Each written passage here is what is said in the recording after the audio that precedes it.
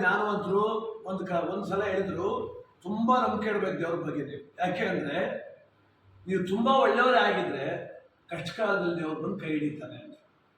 ತುಂಬ ನಾಡ್ತು ಮನಸ್ಸಿಗೆ ಮಾತು. ಕೆಲವರು ನಾಟಲಿಲ್ಲ. ಇಲ್ಲಿಂದ 3 ಜನ ಅವರು ಜಿನ್ನಾದ ಕಡೆ ಹೊರಟರು. ಕಾಡಿನ ದಾರಿ ಹೋಗ್ತಾ ಇದ್ರು. ಅಷ್ಟರಲ್ಲಿ ಒಬ್ಬ ಹಿಂದೆ ಓಡೋದ. ಹುಡುಗ ಓಡ್ರಿ, ಬೇಗ ಹೋಗ್ರಿ. ಯಾಕೆ ಅಂತ ಕೇಳೋದು. ಒಂದು ಆನೆ ಬರ್ತದೆ, ತುಳಿದು ಬಿಡ್ತದೆ, ಸತ್ತು ಹೋಗ್ತೀರಿ. ಅದಕ್ಕಿಬ್ಬರು ಓಡಲಿ ಪ್ರಾರಂಭ ಮಾಡಿದ್ರು. ಒಬ್ಬ ಹಂಗೆ ನಿಂತ. ಅವರಿಬ್ಬರು ಕೇಳಿದ್ರು, ಬಾರ ಓಡೋಣ. ಅದಕ್ಕೆ ಇವ್ನು ಅಂದ್ರೆ ನಿಮಗೆ ಬುದ್ಧಿ ಇಲ್ವಾ? ಬೆಳಿಗ್ಗೆ ಗುರುಗಳು ಹೇಳಿಲ್ವಾ ಕಷ್ಟ ಕಾಲದಲ್ಲಿ ದೇವ್ರು ಬಂದು ಕೈ ಹಿಡಿತಾನೆ ಅಂತ? ಈಗ ಆನೆ ಬಂದರೆ ದೇವ್ರು ಬಂದು ಓಡಿಸ್ಬೇಕು, ನಾವ್ಯಾಕೆ ಹೋಗ್ಬೇಕು? ಅವರಲ್ಲಿ ಅವ್ರು ಹೇಳಿದ್ರು, ಇಲ್ಲ ಅದು ಸುಮ್ಮನೆ ಗುರುಗಳು ಬಾಯಿ ಮಾತು ಕೇಳಿದ್ರು. ಏನು ಹಿಂಗಂದ್ರೆ ನಮ್ಮ ಗುರುಗಳನ್ನ ಬಾಯಿ ಮಾತು ಮಾತಾಡೋರು ಅಂದ್ಕೊಂಡು, ನಮ್ಮ ಗುರುಗಳು ಹೇಳಿದ್ಮೇಲೆ ಸತ್ಯ. ನೀವು ಹೆಂಗಾದ್ರೂ ಹೋಗ್ರಿ, ನಾನು ಇಲ್ಲೇ ಇರ್ತೀನಿ, ಆನೆ ಬರಲಿ, ಹೆಂಗೂ ಓಡಿಸ್ಲಿಕ್ಕೆ ದೇವ್ರು ಬರ್ತದೆ, ಅದನ್ನು ನೋಡ್ಬಿಡ್ತೀನಿ ಅಂತ. ಅವ್ರು ಓಡಿದ್ರು. ಇವನು ಸ್ವಲ್ಪ ಹೆಜ್ಜೆ ಇಟ್ಟು ಮುಂದೆ ಹೋದ. ಅಲ್ಲಿ ಒಂಟಿ ಮನೆ ಇತ್ತು. ಅದಕ್ಕೆ ಅಲ್ಲೊಬ್ಬ ಅಜ್ಜಿ ಬಂದ್ಲು, ಬಾಪ ನನ್ನ ಮನೇಲಿ ಕೂತ್ಕೊಂಡು ಪ್ರಾಣ ಉಳಿಸ್ಕೊ, ಆನೆ ತುಳಿತದೆ. ಅಜ್ಜಿ ನಮ್ಮ ಗುರುಗಳು ಹೇಳವ್ರೆ, ಒಳ್ಳೆಯವ್ರ ಕಷ್ಟ ಬಂದರೆ ದೇವ್ರು ಬಂದು ಕೈ ಹಿಡಿತಾನೆ, ಕೆಟ್ಟವ್ರು ಕಂಡ್ರೆ ಅವ್ನಿಗೆ ಆಗಲ್ಲ. ನನಗನ್ನಿಸ್ತದೆ ನೀನೆಲ್ಲ ಕೆಟ್ಟವಳಿಗೆ ಭಯ ಇರಬೇಕು, ನಾನು ಒಳ್ಳೆಯವನು, ಆನೆ ಬರಲಿ ದೇವರು ಬರಲಿ ಅಂತ. ಅವಳು ಹೋಗ್ಲಿ.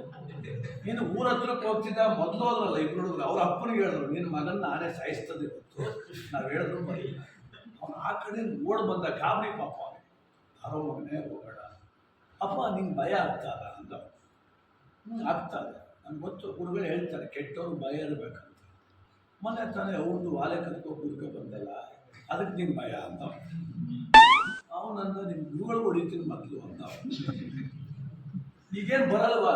ಇಲ್ಲ, ನಮ್ಮ ಗುರುಗಳು ಹೇಳೋರೆ ಇವರೇ ಬರಬೇಕು, ನನ್ನ ಕಾಪಾಡಬೇಕು, ಸಾಯಿ ನನ್ನ ಮೊನ್ನೆ ಹೊಟ್ಟಲ್ಲ.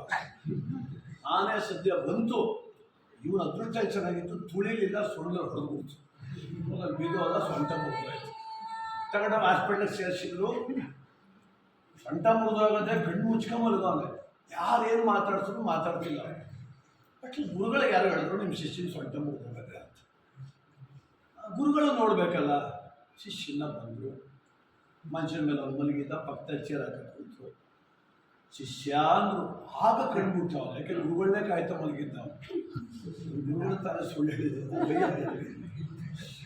ಶಿಷ್ಯ ಚೆನ್ನಾಗಿದೆಯಾ?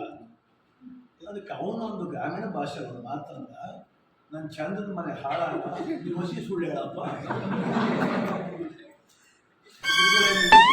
ನನ್ನ ಚಂದದ ಮನೆ ಹಾಳ ಯಾಕೆ ಹಿಂಗೆ ಸುಳ್ಳು ಹೇಳಿ ಎಷ್ಟು ಜನರು ಸೊಂಟ ಮುರಿದಾಕಿದ್ರು.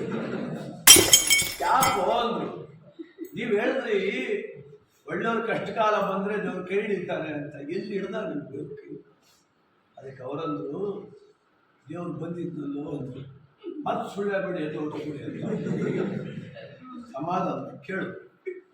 ನೀವು 3 ಜನ ಹೋಗ್ಬೇಕಾದ್ರೆ ಆನೆ ಬರ್ತಿದೆ ಅಂತ ಓಡ್ ಬಂದು ಕೂಗಿದ್ನ ನನಗೇನು ಗೊತ್ತು? ನಿಮ್ಮ ಚಿಕ್ಕಪ್ಪನ, ದೊಡ್ಡಪ್ಪನ, ನಿಮ್ಮ ಸೋದರಪ್ಪ ಇಲ್ಲ. ನೀನು ಯಾರಂತ ಅವ್ರಿಗೆ ಗೊತ್ತಿಲ್ಲ, ಅವ್ರ ನಿನಗೆ ಗೊತ್ತಿಲ್ಲ. ನಿನಗೆ ಪ್ರಾಣ ಉಳಿಸೋ ಪ್ರಯತ್ನ ಮಾಡಿದ್ನಲ್ಲ, ಅವನನ್ನೇ ನಾ ಕೇಶವ ಅಂತ ಹೇಳಿ. ನೀನು ಯಾರು ಅಂತ ಗೊತ್ತಿಲ್ಲ, ನಿಮ್ಮ ಪ್ರಾಣ ಯಾಕೆ ಉಳಿಸ್ಬೇಕು? ಕೈಯಲ್ಲಾದ ಮುದುಕಿ ಬಾಪ ನನ್ನ ಮೇಲೆ ಕೂತ್ರೆ ಪ್ರಾಣ ಉಳಿಸ್ತಾನೆ.